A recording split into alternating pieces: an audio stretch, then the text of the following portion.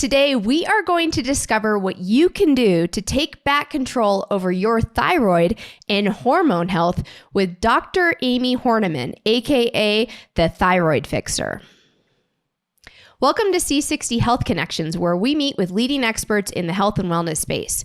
My friend, Dr. Amie Hornaman, is with us today. She is the founder of the Institute for Thyroid and Hormone Optimization. Dr. Amie is on a mission to help optimize her patients' thyroid and hormone health using her proprietary transformational program, the Fix Method. After her own experience dealing with insufferable symptoms, misdiagnoses, and improper treatment, Dr. Amie set out to help others who she knew were dealing with the same set of frustrations and were on the same medical roller coaster.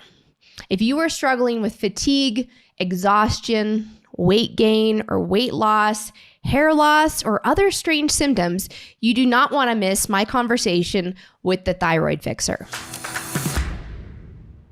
My name is Jessica McNaughton, and I am the Chief Operating Officer at C60 Purple Power.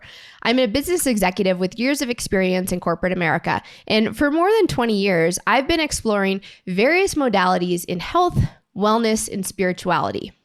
Now, before we get started, these statements and products or remedies discussed today have not been evaluated by the Food and Drug Administration.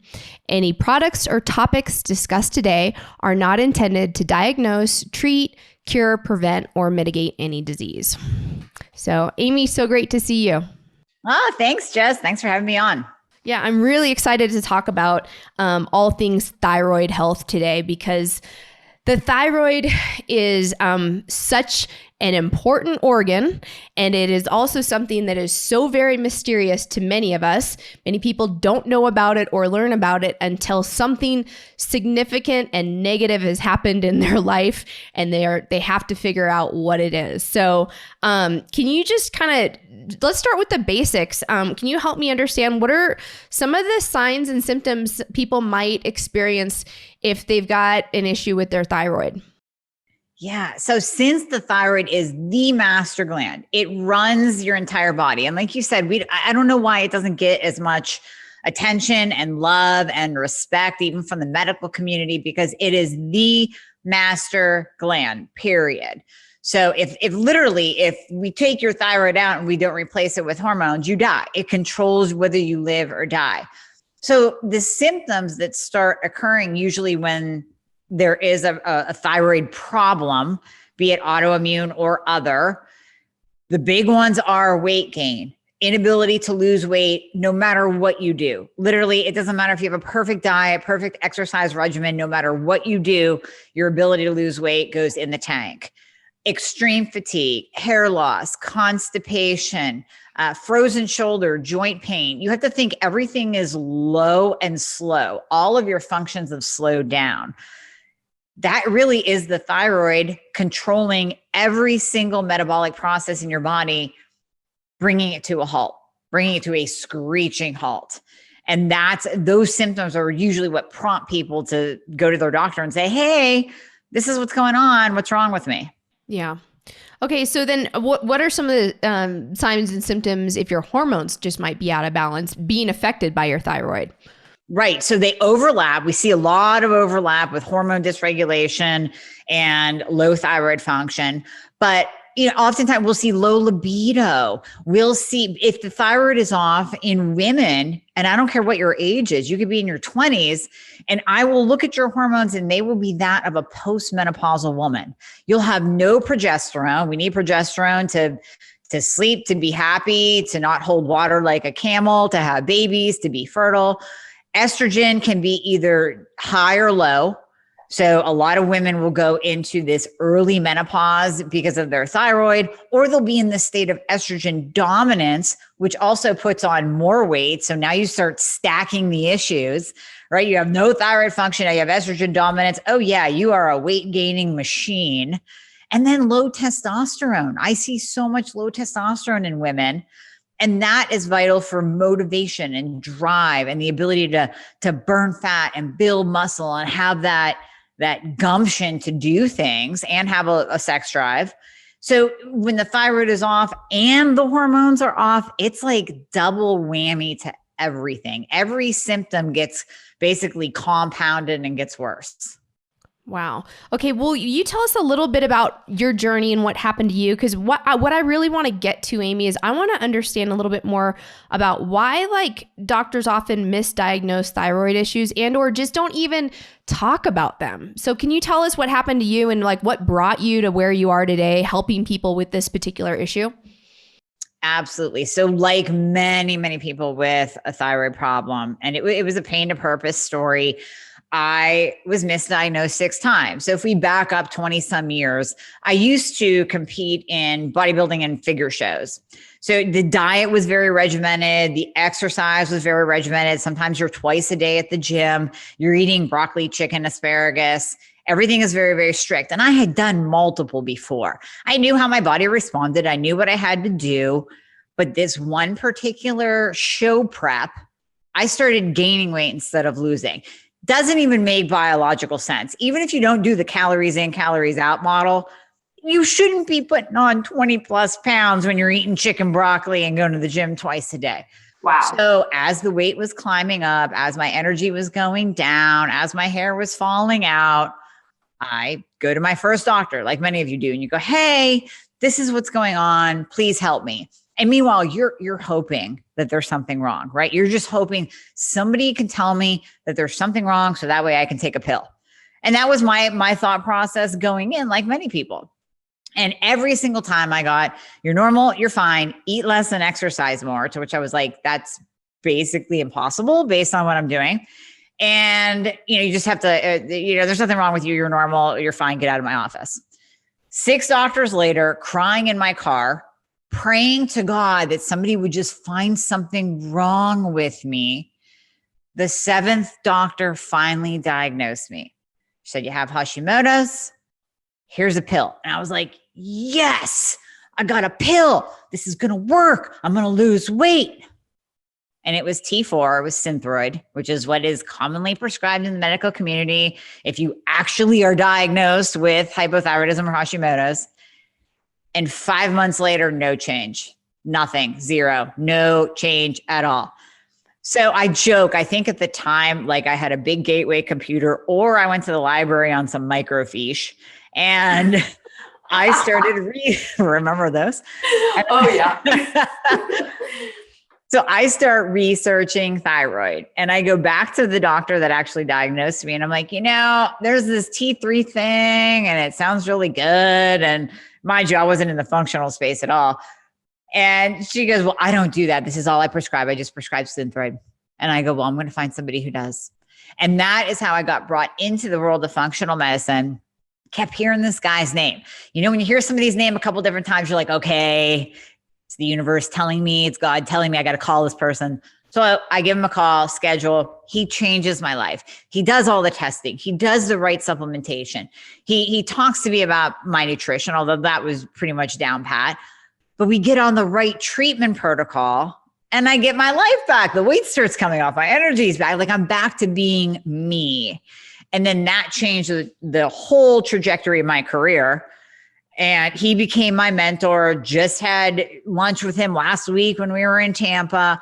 And to this day, I mean, we still talk about thyroid things. And to this day, even at lunch last week, he's like, I still don't understand why these doctors don't test thoroughly. And I mean, we're 20 years back from when I had a problem and we still haven't caught up.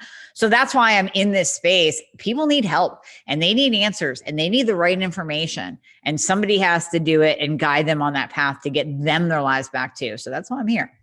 Yeah, I think that's hugely important.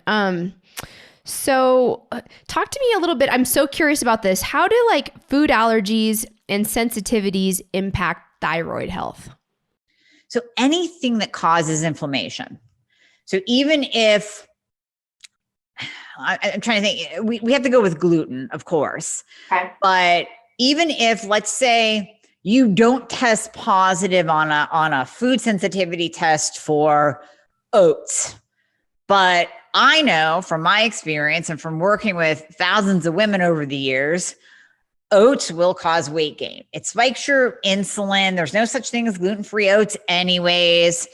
So certain foods, even though they look or have been marketed as healthy, even though you read it in a shape or fitness magazine back in the 90s that everybody ate oatmeal, all the bodybuilders ate oatmeal, and that was a diet food.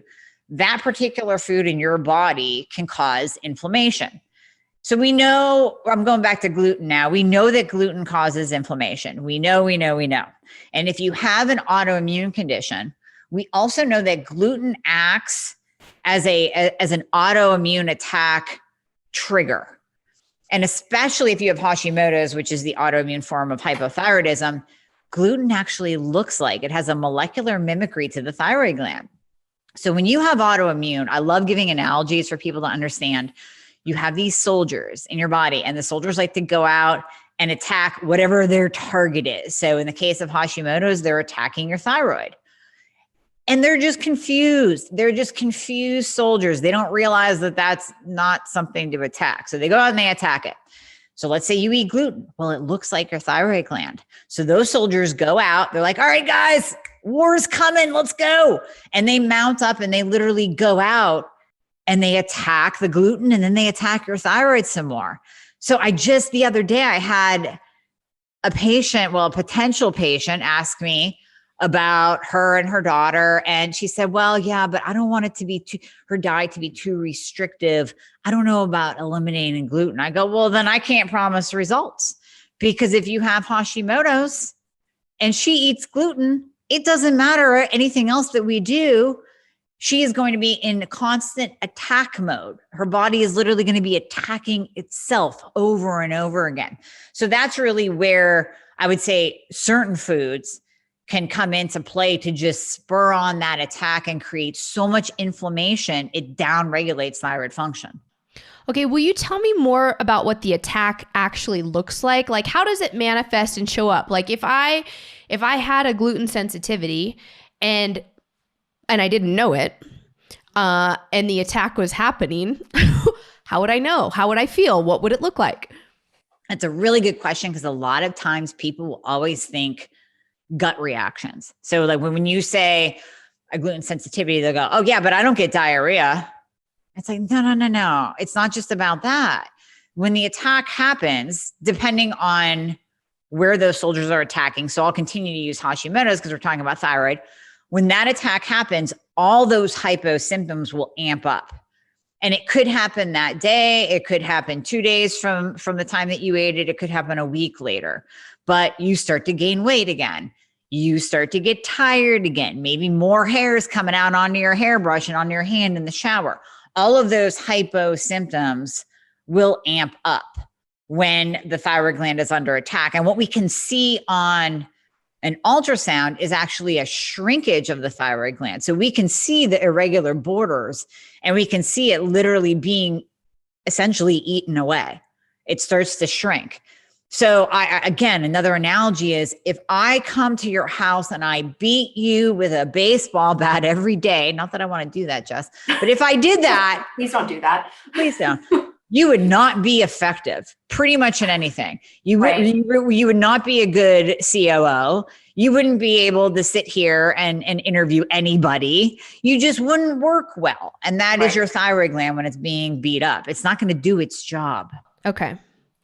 That makes sense to me. Okay, so can we take one step back? Because you mentioned Hashimoto's, but what I want to kind of go back one layer, and I'd like to understand a little bit more about the connection between thyroid health and autoimmune. Because in our environment today, being as toxic as it is, which is, we have more toxic exposure than we've ever had in the history of humanity right now on the planet. A lot of people are discovering, hey, I've got an autoimmune issue, but it's new to them, and they've got some strange things. So can you just kind of help me connect the dots between thyroid and autoimmune, and like what's going on here? Yeah. So first of all, with hypothyroidism, when we say that, 90 to 95% of all hypothyroidism or low thyroid function is Hashimoto's. So it is the autoimmune form of hypothyroidism. And that is, like we said earlier, is when your body is attacking it's attacking your thyroid gland. But if we're talking about celiac, it's attacking your small intestine. Rheumatoid arthritis, a lot of people are familiar with that. It starts attacking your joints. So that autoimmune attack happens when your body is stressed out and when it's gone awry. So that could be from exposure to toxins that turns on that autoimmune response. It can be something as a hormonal, simple as a hormonal shift, like perimenopause, pregnancy. A lot of times after pregnancy, women go, it all went downhill after my first kid. And it's not because, hey, you got pregnant, you gained some weight, now you can't lose it again. It's literally because that hormonal shift in your body is seen as a stressor. And it flipped that genetic predisposition switch for autoimmune into the on position. That is why toxins have to be talked about. And you're right. We cannot compare today with even 20 years ago. It is completely different.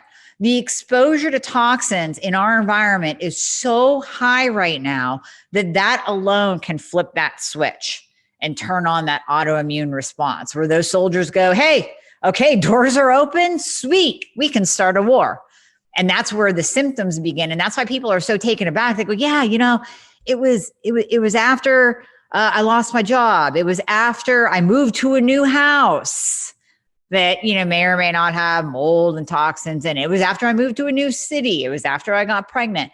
All of those stressors, be it internal or external, can turn on that autoimmune response. Thank you for explaining that. So I'm curious, can we positively impact our thyroid and hormone health naturally with healthy lifestyle choices and diet? Are there some simple, easy things, changes and shifts that we can do today? And if so, what are some? Yes, 100%. So I always get this question, do I need medication? What if I want to do this naturally? Mm-hmm. So I say, okay, here's the plan. If we want to do it naturally, you just have to be a little bit more strict, right? And a little more cognizant of what goes into your body and how you are living. So number one, like we just talked about stress and toxins, you have to do your part to eliminate the toxins in your environment. Getting rid of the Glade plugins, throw out the Bath and Body Works lotions that you're slathering on yourself, quit burning the scented candles. I mean, we could go, don't microwave in plastic, all of those external things that you can do. You're getting the air purifier, you're getting some plants in your house, you're checking your EMF exposure. And then one other layer is, okay, what's going into your body? So if you're eating the standard American diet and you're eating like garbage, that's going to create a level of inflammation that nothing else can combat. It doesn't matter if you live in a perfect environment. If you're putting crap in, that is how your body will function. It'll function like crap. So changing that, and like we said about gluten, you have to eliminate gluten. You have to sleep. You have to sleep. And we always, even I am guilty. I don't talk about sleep enough on my podcast. It's just, you assume people know, but they don't. And then I talk with a patient and they're like, yeah, I'm only getting 5 hours. I'm like, well, that's a problem because that is going to keep you in that high stress state. It's going to keep that autoimmune response going. Your antibodies will never go down. So even things like that. And then there's the supplementation layer. You have to support your own body's innate intelligence to heal. And in order to do that, you might have to take supplements, and that's okay. Because there are certain supplements, and I always tell patients this too, we are going to use things that are therapeutically important. I'm not going to give you 50 supplements and send you home and you have no idea why you're taking them. You're going to be taking specific things that support the body's process to lower inflammation, to lower insulin, and to support your own immune system, because your immune system is smart. It's not confused like your soldiers are. And your immune system can say, okay, everybody chill out. Soldiers in your barracks, you're not going out anymore. We're supporting this person. They're going to live an optimal life. Okay, good. And when you support your own innate intelligence, it's amazing what your body can do. Amie, for people that, we're going to put all of your contact information, all your links in here. I'm just curious with your particular program as the thyroid fixer, and I know everybody is unique and different. Okay. And I know everyone's journey takes a different amount of time, but I'm just curious, on average, if people, engage in these healthy lifestyle choices, they clean up the external environment, they focus on their internal environment, what they're putting into their body, and they really lean into their own health and wellness journey. I'm curious, on average, how long does it typically take for someone to kind of flip the switch, turn the corner, get back to feeling good and feeling like, okay, you know what? It is possible for me to feel amazing in this body, given all of the things that I've inherited and that I'm exposed to. Mm-hmm. So I'm really happy you asked that question, because I've been talking about this with my patients a lot. Number one, you have to have patience, but just a certain level. I usually say, give me 5 months. Okay. 5 months, I can get you optimized, and then we can start chipping away at the little things that are left over. So for most people, when we start doing all the things, and I have this phrase that I always say, both and, because I'm not just going to give you thyroid medication like your local doc will and go, okay, there you go, good luck. Right. We'll check you again in 2 months. No.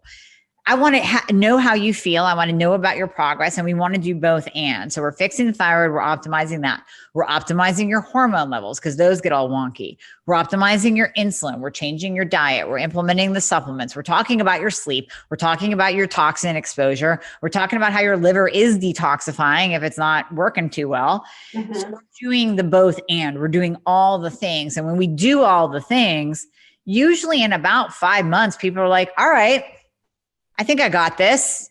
I'm good. And then they just kind of go into a maintenance mode where we just continue to, okay, now let's chip away at that, stress of your mother-in-law living with you. Let's chip away at that stress that you don't like your job. Okay, let's chip away at your liver. You're okay. Yeah, your liver enzymes went up. We need to do another cleanse. And we start moving through that process. But by the time they hit 5 months, energy's better. They've lost weight. Their hairs, they're starting to see their hair coming back. They're in a better mood. That brain fog is lifted. So they feel so much better to kind of move into that next step of taking better care of themselves. Because you really have to get someone to that place of feeling like themselves again before they can take on anything else. And we just kind of go through those layers and chip away at it. And 5 months, boom, they got their life back. I think that that's really great news, because I think that's a very short amount of time. And, if you think about this video today, it's December 3rd, 2021. This will probably air at the beginning of 2022. If you are interested in committing your, 2022, it's so weird to say that. It just sounds awkward even coming out of my mouth. If you're interested in dedicating this year to a healthy lifestyle, and there's no reason why you shouldn't, there's never been a better time than right now to really embrace, take control of your health and take responsibility for your health. Then by summertime, if you start in January, by summertime, you could just be kicking ass and taking names and having a great time with your life and with your health. So I'm really excited to hear about that. So we've had some people write into us who have, I'm going to use the word big C instead of, saying this word. People have experienced big C, and they've had their thyroid taken out. And so we get questions all the time, and we're not doctors, so we don't field medical questions. That's not what we do. But you are a doctor, and this is your expertise. So I'm going to ask some broad general questions on behalf of a lot of our listeners who are curious about this particular subject. So,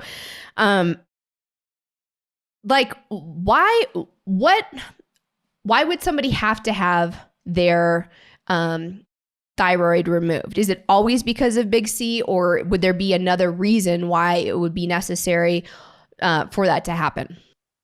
Yeah, so sometimes patients will have non-cancerous nodules that have just grown. And a lot of times they do grow because of mistreatment. They're not on the right medication. Their levels aren't optimized. Doctors aren't checking things like iodine levels. So those nodules are growing to the point where it's pressing on their vocal cord. You can see it, you can visually see it, and the patient is just disturbed by it. Even though it's biopsied and it's non-cancerous, benign, they still want it removed because they're uncomfortable with the actual nodules. Now, that can be a partial thyroidectomy or a total thyroidectomy. The other times that we see total thyroidectomy, total thyroid removal, is in the case of detection of cancerous cells. So in that case, yes, you do have to have your thyroid gland removed because we don't want that cancer to spread. Thyroid cancer is very, very easy to treat.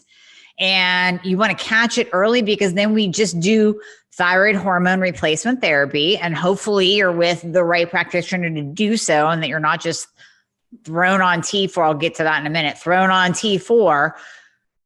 And you can really get back your life if you are properly treated. So thyroidectomy, total thyroid removal, even a partial thyroidectomy is by no means traumatic. I mean, it's a big surgery to go through, but it's an easy healing time, and you can really get back your life after it if you're working with somebody knowledgeable. And then the other time that we see either radioactive iodine used or a total thyroidectomy is in the case of Graves' disease, which is on the other side. So you have Hashimoto's here, that's hypo, low, everything's low and slow. And then you have Graves' disease, which is the autoimmune form of hyperthyroidism. That's where you get, the bulging eyes, you get thyroid eye disease, you're anxious, you're jittery, you're losing weight. But here's the thing with Graves' patients, they always swing.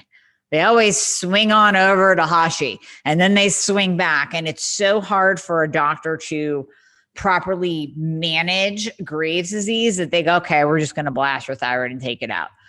That puts the person back at the beginning again, just like any kind of thyroid removal, where we have to replace those hormones that were once being made by your thyroid gland. So this is where I get on my soapbox about T4 that I'm going to circle back to.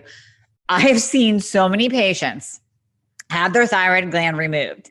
Now, not to get too deep in the hole of science, but basic physiology, your thyroid gland produces two hormones, T4 and T3.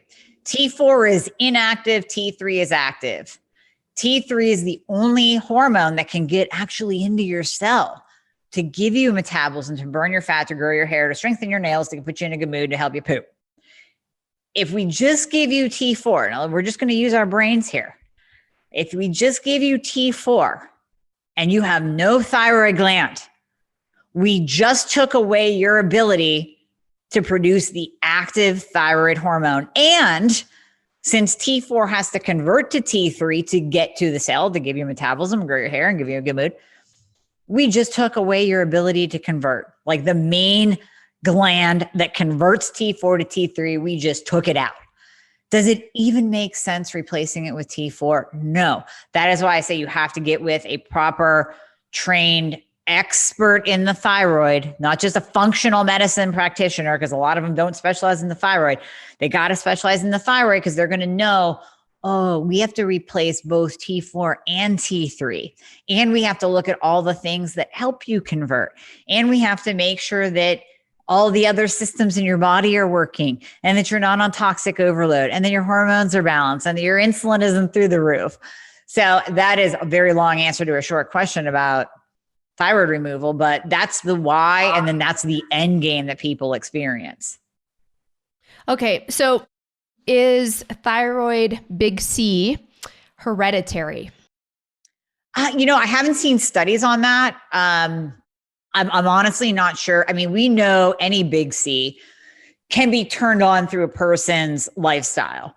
Okay. So I could very well, my dad had lymphoma. I could very well be genetically inclined to having lymphoma.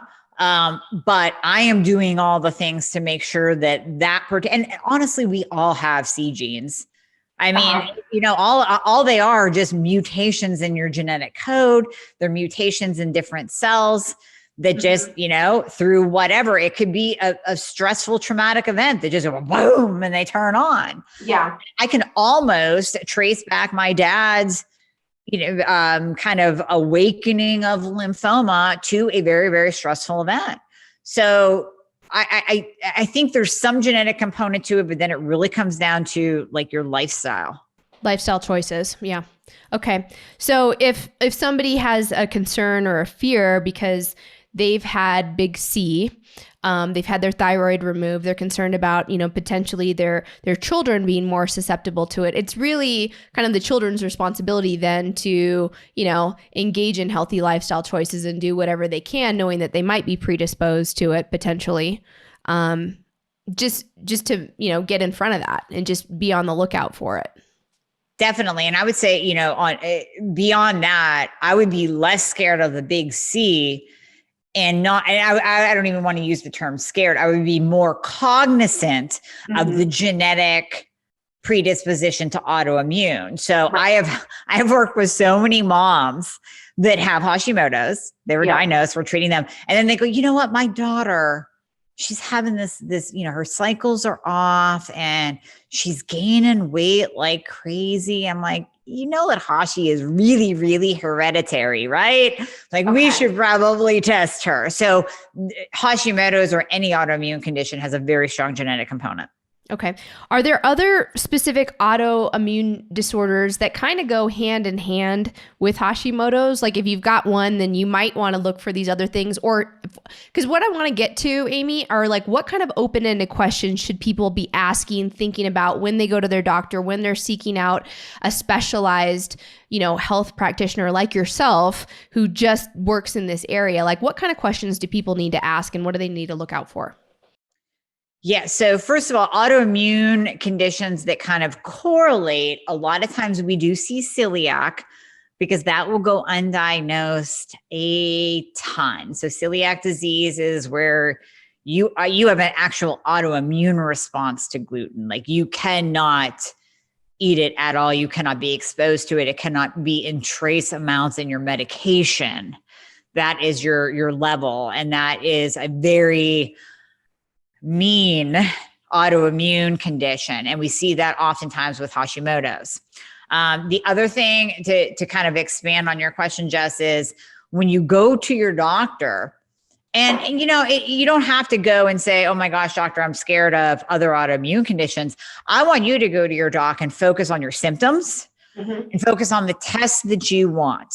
So I always say, go in with that bulleted list of symptoms, because not only will that help your doctor, it's also going to help you really see on paper, boom, boom, boom, this is what I'm dealing with. Oh my gosh, that's a lot, right? And then you hand that paper to your doctor.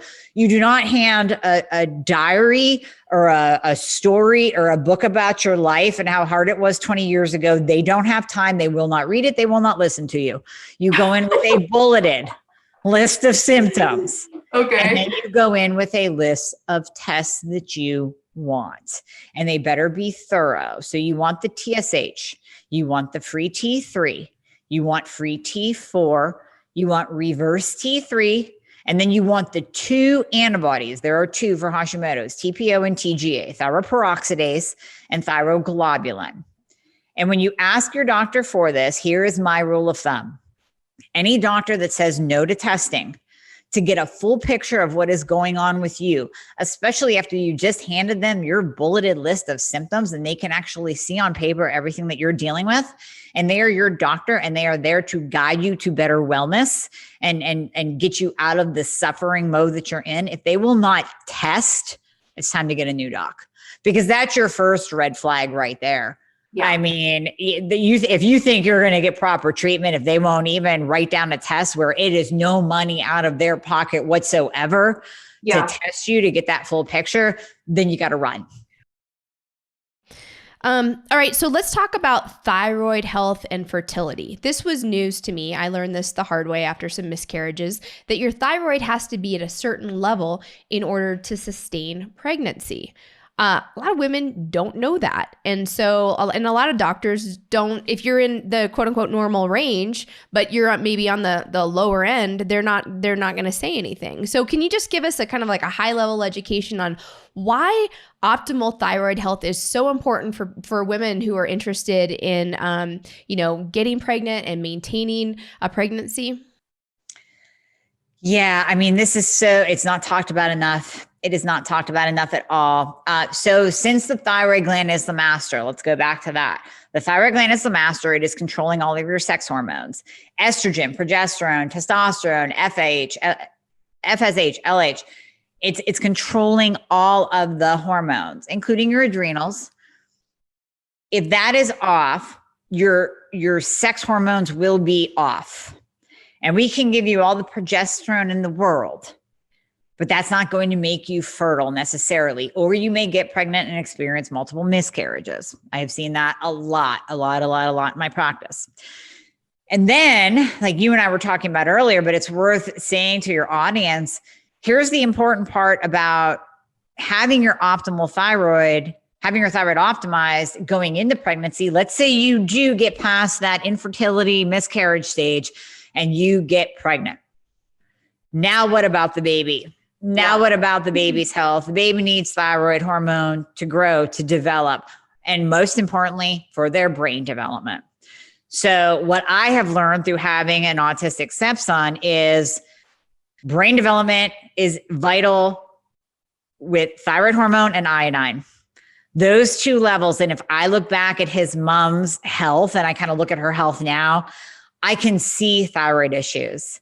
I can see the weight fluctuations. I can see the swelling. I know for a fact that she didn't take iodine, much less any kind of, thyroid hormone replacement to help optimize or do any of the health things. So my hypothesis is that his autism, developmental delay, nonverbal is tied back to the thyroid. So that's why I'm so adamant with patients that want to get pregnant. I say, we want to get you well first. We want to get you optimized first, because even though you're in a hurry and you think your clock is ticking, you do not want to invest that effort and then have a baby that is developmentally delayed when it could have just been 6 more months.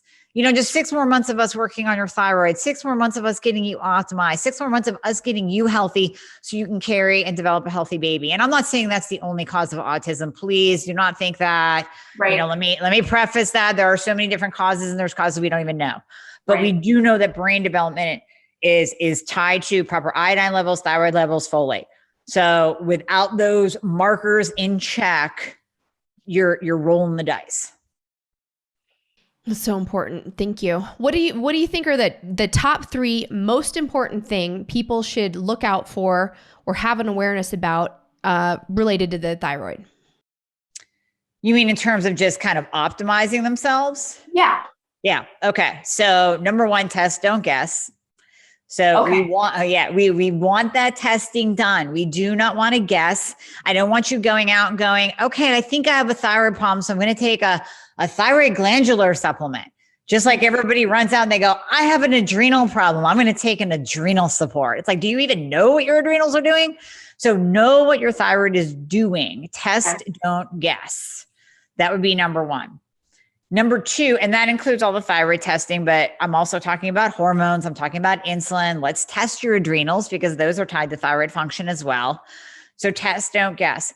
Number 2, you can't try to override a malfunctioning thyroid, a low metabolism, messed up hormones with basically killing yourself. So you can't starve out and think that you can't starve yourself and think you're going to lose weight if your thyroid is bad, if it's not functioning well.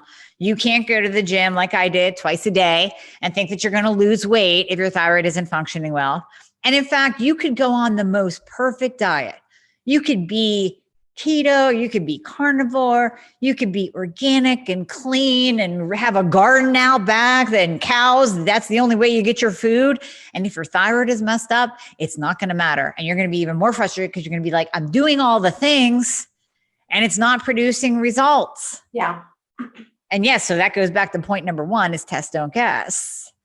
And then lastly, you have to work with somebody that's knowledgeable. You have to. So I've done many podcasts on this. I'll get on a very short soapbox, but there are so many functional practitioners out there, and there are doctors using this term willy-nilly now because it's kind of the new buzzword. It's like keto is cool. So now Slim Fast has a keto drink out and keto, bars and keto, and they're still garbage.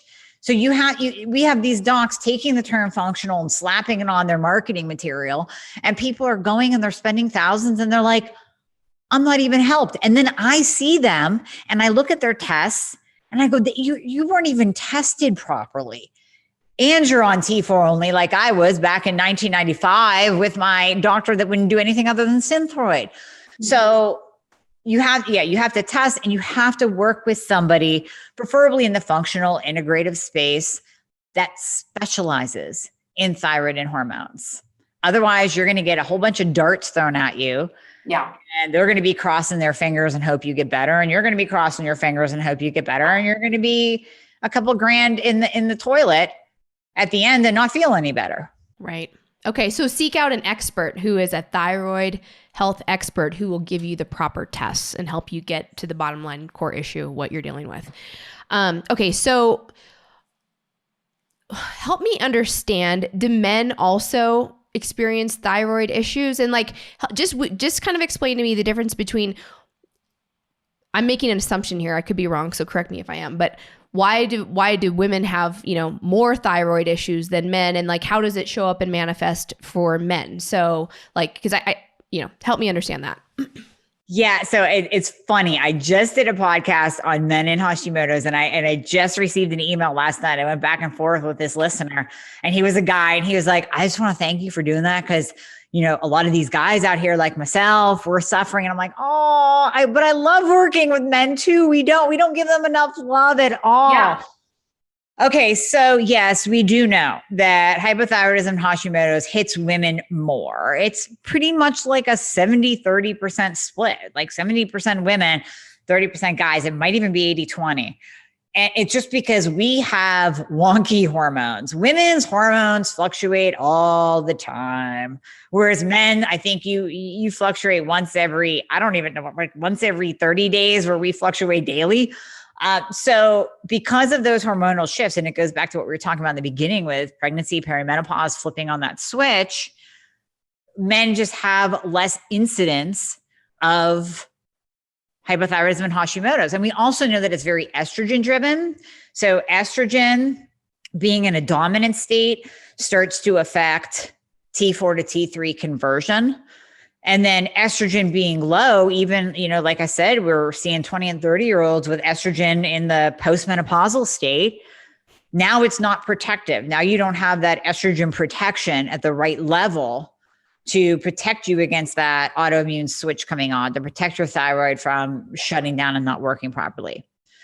But for the men, you guys, you also tend to grin and bear it longer than we do. Whereas like when we put on 5 pounds, we're like, time out, clothes aren't fitting, where the guys are just like, I'll just loosen my belt buckle and it's cool, And so guys really have to get to that place. So I even question the stats of men versus women, because I don't think guys speak up enough, and they really have to get to that really low and desperate place before they seek help and go to a doctor to say, what the hell is wrong with me?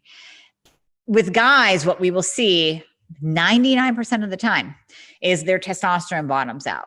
Okay. And so the thyroid, again, being the master gland, they got a thyroid problem. Now we see their testosterone low, and I mean functionally low. I could go on a whole tirade about how the testosterone lab values are so big that a guy will get called normal if he's coming in with a testosterone of 300. And the only time I'll accept the 300 is if you're 90. So I do not want a 45-year-old man walking around with a quote unquote normal testosterone of 300. Absolutely not. And then we will see their estrogen be high, because we are in an estrogen filled society with fake estrogens. And these dudes, they like to drink beer and they like to microwave their ramen noodles in plastic. So that increases their estrogen. Toxins in the environment increase their estrogen. They have a thyroid problem. Their testosterone drops, their estrogen rises. And then that's when they start seeking help. And if you really look around society today, look at the shape of most men. Go to Disney, right? And sit there and just observe, right? Just observe everybody walking by you. We are starting to see more men with boobs. They got the man boobs. They need the man's ear. And we are seeing wide hips. That is estrogen. Men are becoming more estrogenic, which that will in turn go back and affect their thyroid function, just like it does for women. So we're going to start seeing those percentages shift, where eventually I would say in the next 10 to 15 years, it's going to be a 50-50 split for hypothyroidism, Hashimoto's, men, women. It's not going to be more female dominated. Yeah. So women, we're all familiar with the muffin top. If a man gets the muffin top, is that estrogen dominance as well? It could be like, we'll see, that belly fat in the front. Yeah, a little bit of the muffin top, more, and they got more of like a booty and some hips going on, and definitely the man boobs. It's like their shape starts to shift. You see that muscle loss happening, and you see more of the body fat like dropping downward. Okay. So what are some foods? I don't think all men know this, and a lot of people are experimenting with different diets, or like, I want to be vegan or vegetarian, or, there's just so much misinformation out there, but there are foods that promote estrogen production in your body. If you're a man and you're listening to this and you're like, dear God, I don't want to be eating those foods. Can you just clue us in a little bit to like, what should we not eat if we're concerned, whether male or female? Because women, we don't want to be estrogen dominant either if it's a problem. So let's talk about what we should not be eating. Number 1, soy. Get rid of the soy protein, get rid of the soy drinks, get rid of your edamame, get rid of the tofu, get rid of the fake meat. That soy, and I don't even care if it's non-GMO soy. I will argue all day long that you do not want to raise your estrogen levels through eating soy, because not only is it goitrogenic, meaning it'll cause goiter, it'll decrease your thyroid function, but it is also estrogenic. So I remember, this is even back before I had a thyroid problem. I must have been like late teens or whatever. And you heard about like all these soy things. So I did. I went out and I bought the tofu, and I started, playing with that because we heard it was a health food. And then I got those like soy milk. And then those little edamame beans, like they're really crunchy, and they're like, I broke out like I was 12 years old, 13 years old. It was like a prepubescent boy. And I knew that it was because I had just jacked up my estrogen levels so high through all of this food. But it's kind of interesting looking back, because it's like, yeah, that's exactly what did it. So soy, anything. And then, okay, you're not going to want to hear this, but alcohol. We know that alcohol is mainly beer. Mainly beer. Yeah. Really? So if we take a dude with high estrogen, and all we do is say, okay, we are going to decrease your beer consumption to once a week. Once a week, you get your beer. The rest of the days, no. There's no sitting cracking a beer because you had a rough day. We will see his estrogen go down with just that behavioral change alone. Really? And then when estrogen goes down, testosterone goes up. Okay, guys, if you're up for it, Amie's 2022 challenge, cut that beer back to 1 day a week. I know I just lost like 50% of your listeners, but no, seriously.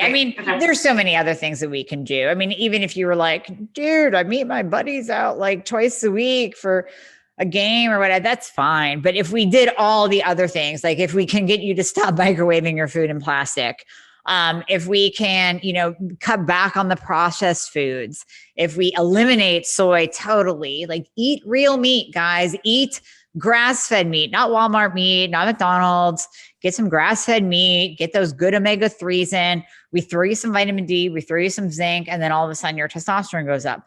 But, on the medical side, I do want to check. I want to use hormone replacement therapy, whether it's thyroid hormone replacement therapy or testosterone replacement therapy. I want to use that in order to help your entire body just work better. I love it. Well, Amie, I so appreciate your time. This has been a fantastic conversation. We are going to post all of your links below. And I highly recommend, if you are interested, whether you're a female or a male, and you have a thyroid issue or you need some hormone support, please reach out to Dr. Amie Hornaman, the Thyroid Fixer. Amie, are there any last parting words or information that you want to share with our audience or our listeners about how they can get in touch with you? Yeah, you can go to my website, dramihornaman.com. You can book a free discovery call. It's with my team. They're an extension of me. They can answer your questions. They can go over exactly what it looks like for us to work together one-on-one. And for those of you thinking like, oh, well, you know what? I'm on thyroid medication now. I just need a change. Or I'm stuck on T4. And you know that you need that prescription. We have prescribing rights in multiple states. So you just got to make the call. We can still do telehealth in many, many, many states. There's a couple that we can't, but make the call. We can go over that with you. That's the best way. Awesome. Thank you so much. Any words of advice for 2022? 2022. Okay. So I guess we're going to work on